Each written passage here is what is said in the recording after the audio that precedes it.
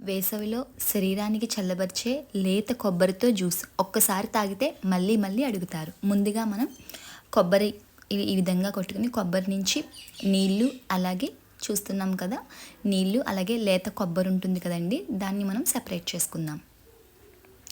ముందుగా నీళ్ళనైతే తీసుకుందాము.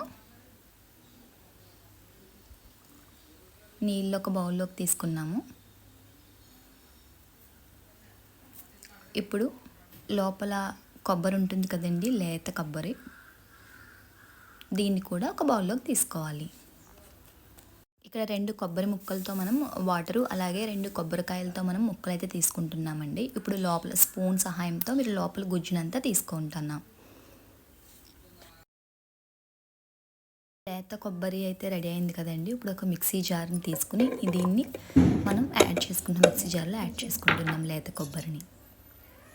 ఇప్పుడు ఇందులో కొబ్బరి నీళ్ళు ఆల్రెడీ మనం తీసించుకున్నాం కదండి, ఆ కొబ్బరి నీళ్ళు యాడ్ చేస్తున్నాము. ఇప్పుడు ఇందులో కొంచెం షుగర్ యాడ్ చేస్తున్నామండి. షుగర్ ప్లేస్లో మీరు హనీ కూడా యాడ్ చేసుకోవచ్చు. మూత పెట్టుకుని మనం గ్రైండ్ చేసుకోవాలి.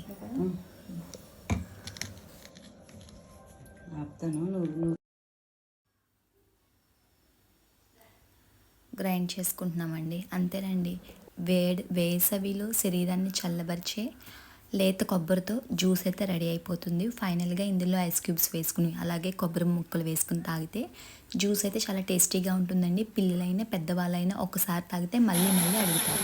మీరు కనుక ఫస్ట్ టైం ఈ జ్యూస్ని మీరు ట్రై చేయకపోతే డెఫినెట్గా ట్రై చేయండి. ఒకవేళ ట్రై చేస్తే కామెంట్ సెక్షన్లో కామెంట్ చేయండి.